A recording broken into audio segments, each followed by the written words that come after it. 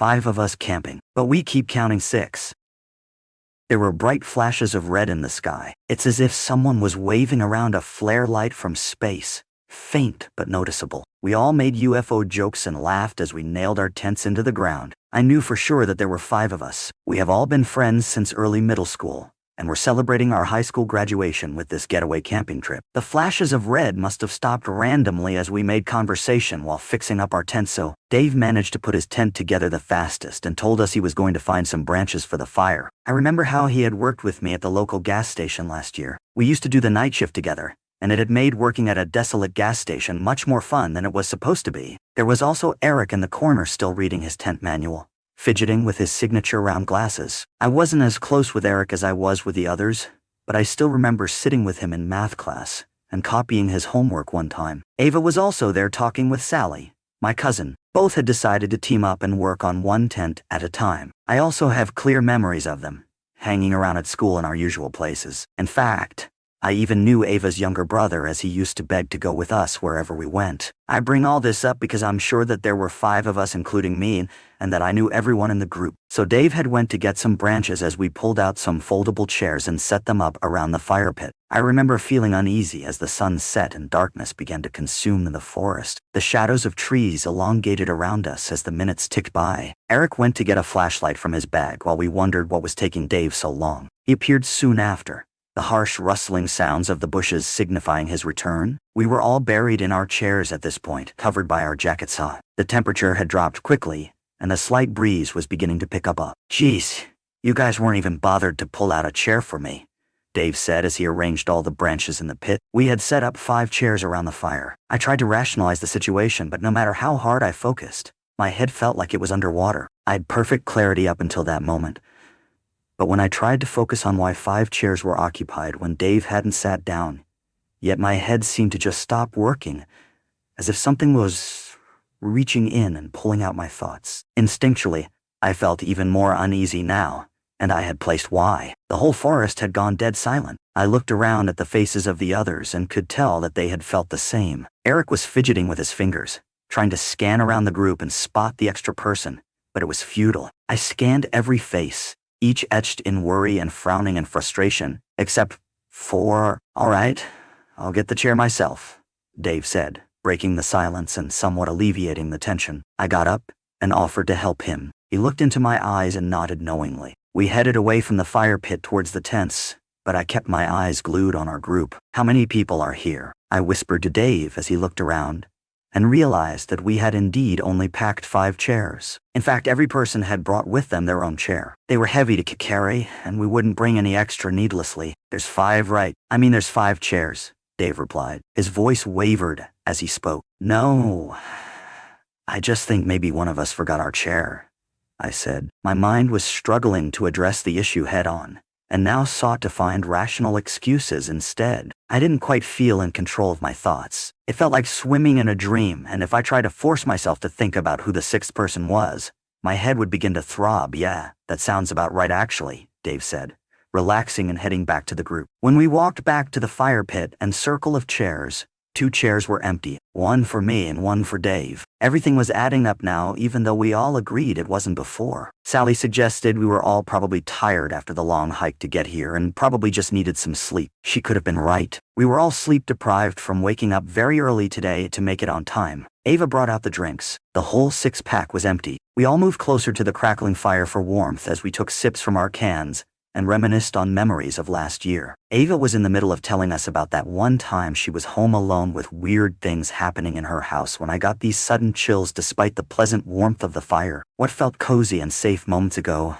felt wrong now, all because I realized that there was a crucial detail I missed. "Who started the fire?" I asked, completely interrupting Ava in the middle of her story and breaking everyone else's immersion. Everyone looked momentarily annoyed until they realized they had no answer. Once again, I scanned the faces staring back at me, all barely illuminated by the light from the fire, all familiar and pale from fear. "Wasn't it you, Dave?" Eric asked. Dave shook his head. "I think the person standing behind Jenny did it," Sally said, looking over at me. I whipped my head around so quickly, it hurt. My heart was pounding in my ears. There was nothing behind me except for the encompassing darkness of the woods. Staring at those tall, dark trees behind me made me feel exposed. I felt like a lost bird in a vast field. Wait, I don't know, Sally said. Her eyes had gone wide and she was shaking visibly. She continued to look around frantically as Ava moved over to her, placing her hands on her shoulders and trying to calm her down. I think we should leave this place,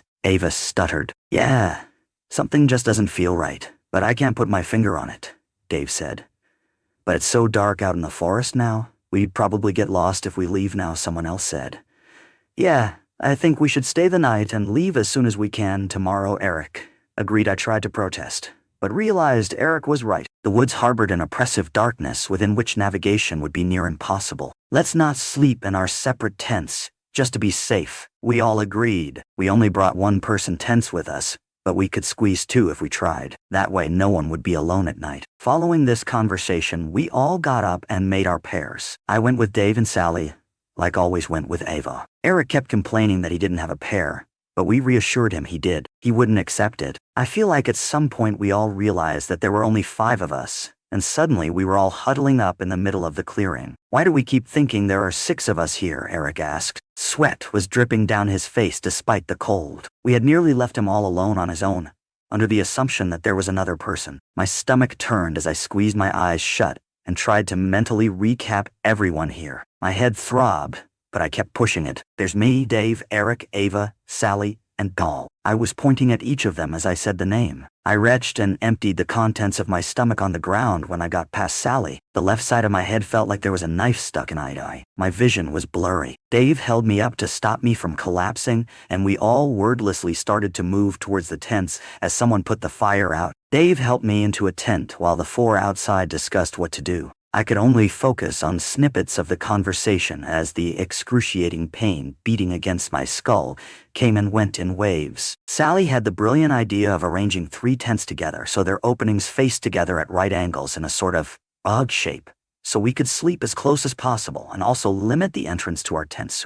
Dave was about to go to help as they worked outside, but I clutched his hand and asked him to stay with me. The tents took some time to arrange. I started to feel a bit better once everyone got settled into their tent. A quick head count confirmed there were 5 of us. Eric would have to sleep in his tent alone, but he was more comfortable with it since all the tents were very close now. Looking back now, I think he was just trying to put a brave face on for us. I regret that moment deeply, letting him sleep in his tent alone. He was always less integrated in our group and knew that none of us would pair with him. Just before going to bed, we all agreed to leave as soon as the sun rose in the morning. I remember taking one last look outside the tent into the forest before trying to fall asleep. The wind had picked up, and the tree branches were swaying gently. Beyond our clearing was just pure darkness. It felt like the trees were closing in on me. With the faint moonlight illuminating our clearing, I turned my head to look over at the 2 tents we had left out and saw someone standing next to them. Despite the circumstances, sleep came quickly and easily. Ava's shrill scream woke me up in the middle of the night. Dave and I ripped our tent door open to find Sally and Ava looking into Eric's tent. We pushed them aside. Eric's sleeping bag was rolled up. He was still inside it, his head in the center,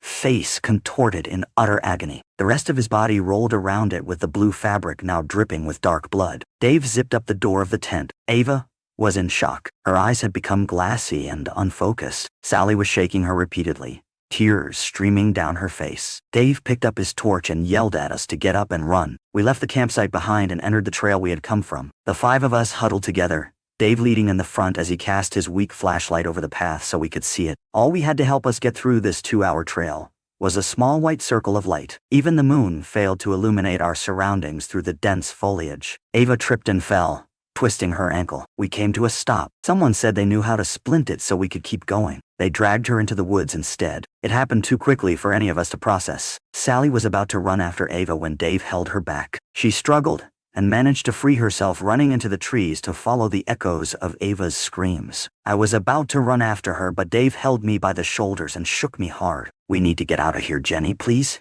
he said. I hesitated but jolted into motion again when Sally's voice was cut off abruptly. She had been calling out Ava's name as she ran after her. Dave and I continued to run down the trail, trying to get to our car so we could get out of here. There was nothing we could do. At some point, there were 3 of us running on the trail. Dave and I shoulder to shoulder while someone followed us closely behind. Dave! Who's behind us? My heart was threatening to burst through my ribcage and my legs burned. He turned to look at me. Confusion transformed into fear on his face and then into rage. You keep running, he told me as he produced a pocket knife from his pantry. He handed me the car keys, which I nearly dropped. Then he turned around suddenly and jumped at whoever was behind us. I continued to run in fear as the sounds of a struggle grew behind me. I tripped and tumbled through the trail for what felt like hours. I didn't allow myself to stop. I almost cried when the trail ended, and I walked out into the familiar car park. Not wasting a second, I ran to the car and started it up, accelerating out of that forest and onto the highway within mere seconds. I'm typing this post out at a rest stop. My phone has finally regained service and I've called 911 to try and explain the situation. I don't think they believe my version of events, but they sent a car my way regardless. As I wait, the sun is finally starting to rise. After I hit the post button on this, I'm gonna check why the person in my backseat has been so silent the whole time.